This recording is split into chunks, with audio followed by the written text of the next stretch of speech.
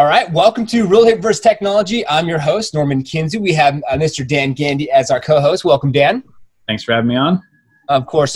And we have a very, very special guest, actually near to my heart. Welcome to Real Estate vs. Technology, where you'll get the inside scoop from top producing real estate professionals all around the country, best practices, techniques, and learn about what technology they're using to drive to ensure their success in this world we call real estate. My sister-in-law, Michelle Baker. Welcome to the show today, Michelle. So good to be here. Thank you for inviting me. Yeah, of course. And so the show's all about you. We want to learn a little bit about you and your business, how long you've been in the business. So the first couple questions all kind of tie in together. So give us some context as far as we know your name. So what areas do you serve, what company you're with, and what got you into business? All right, so I'm currently with Coldwell Banker. I actually have been in the business for about 4 years now. The first 2 years I was with Keller Williams and Coldwell Banker, but I started off with Keller Williams, then moved to Coldwell Banker, loved it. I had one of the top teams call me and say, hey, we're looking for someone sharp, so what do you think about joining a team? Well, when the team leader of the top teams in the Tri-Valley call you, you go. So I ended up working on that team for about 2 years and learned a ton of systems, enjoyed it thoroughly. They were a remarkable bunch of people, but decided it's time to fly. So just recently, I decided to become independent again and go back to Coldwell Banker, who is also near and dear to my heart. So went back to Coldwell Banker and loving it. Absolutely loving it. Some of my main areas is the Tri-Valley, East Bay, and Tri-City areas. That's awesome. Yeah. Yeah, thanks for sharing that. And then in terms of production level, working with buyers and sellers, tell us a little bit about your business from a transaction standpoint. Yeah. So last year my GCI was a little over 275. And that's 2 years kind of going full-time. First 2 years I had a full-time job and just doing real estate part-time. Went full-time 2 years ago. And so last year was a great year. Let's see. I'm sorry. What was the other question? Are you primarily working with listing properties or buyers or both? It's a perfect combo, actually, which is an advantage. Some people will say it's a great advantage to working with sellers, right? You always, when you list your home, there's a great advantage to working with just a listing agent. But I've had a ton of listings and I've worked with a ton of buyers. The advantage to working with a ton of buyers is you know exactly what's inside buyers' minds, right? So a lot of these listing agents, steer clear from, working with a bunch of buyers, right? Getting, dragged from one property to the next. But what's really important is knowing exactly how buyers think, what buyers want, how they think. So I would say it's a good 40-60. 40% listings, 60% buying. Perfect. Yeah. That's awesome. And then in terms of client acquisition, marketing you're doing, where do most of these buyers or sellers come from? All right. Well, I'm going to be 100% transparent because that's how I am. Up until now, up until COVID-19, I was doing everything old school because that's how I was taught, right? I was getting all of my leads through Sphere, right? 80% of your leads should come from your sphere of influence. So every single day I'd call through my database and, either see if they knew anybody who was thinking about buying or selling, just trying to stay top of mind, writing personal note cards, largely open houses. That's the thing of the past, right? But largely I'd get a lot of my leads through open houses and then cold calling and door knocking. Yep. Yeah. Yeah. And then as you transition here, what are you going to see as the biggest technology shift that's going to help you in your business? Not to sway you away from what's worked before, but what are you going to try that's new possibly?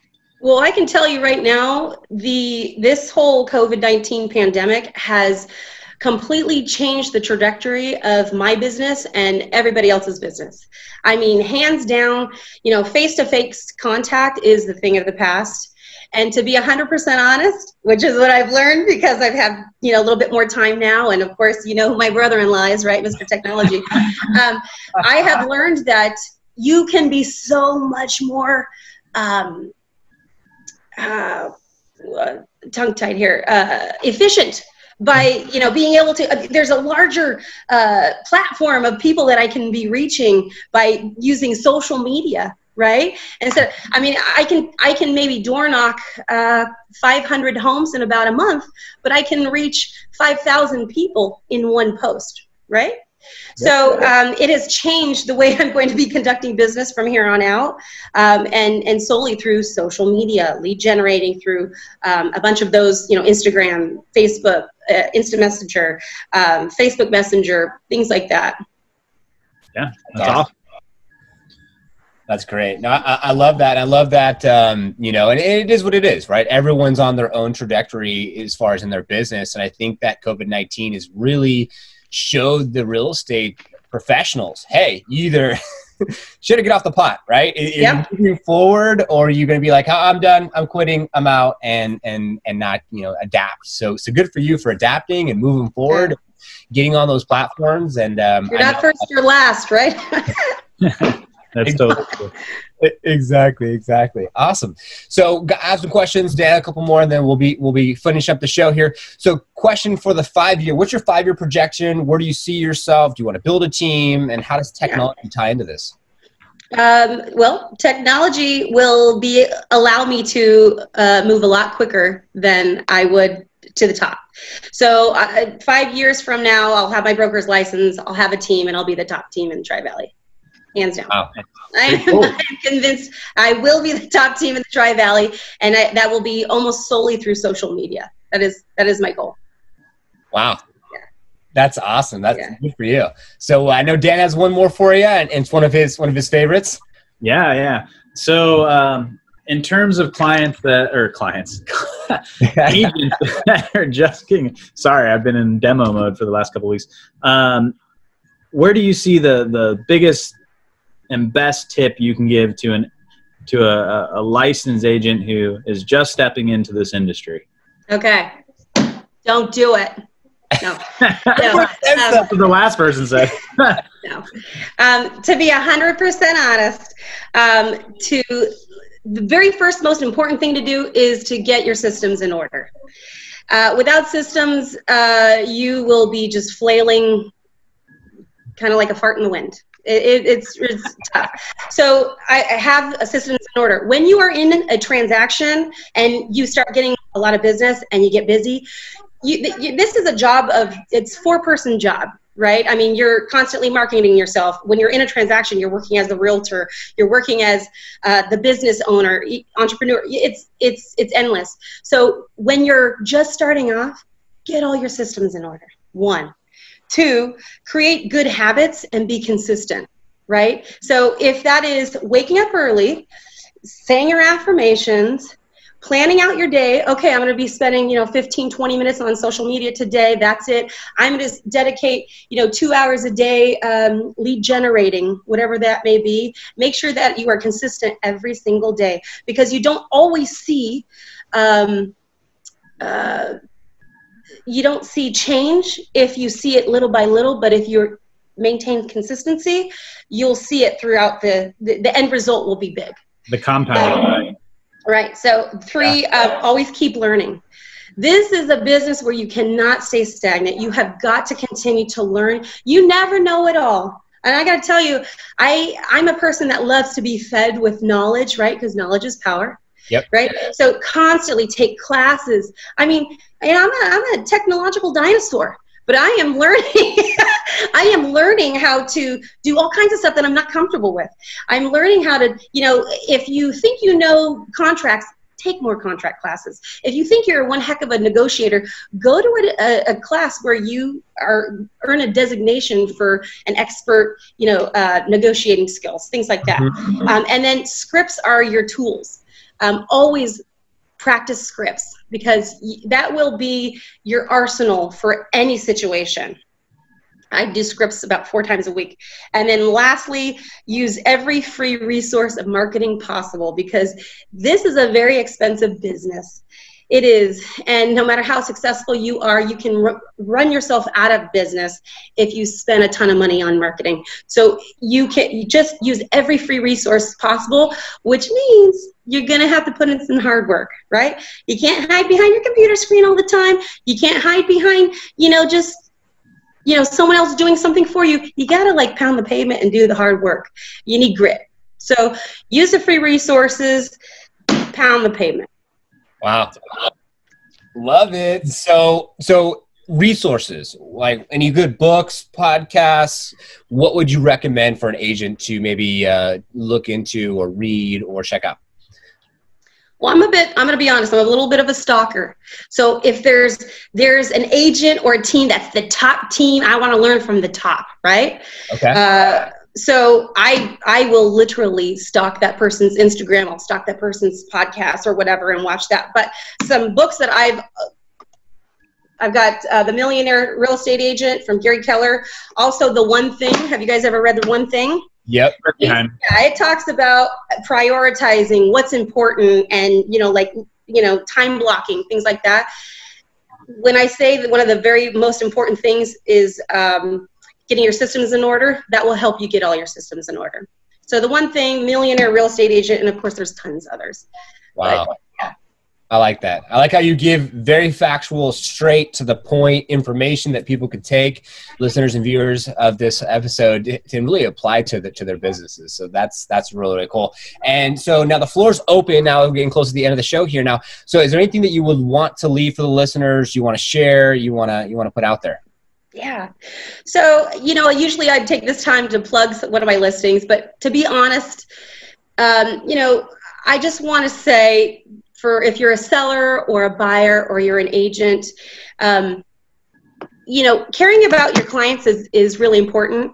And I think that's something that sets me apart from other agents is, I really care about their genuine financial well-being.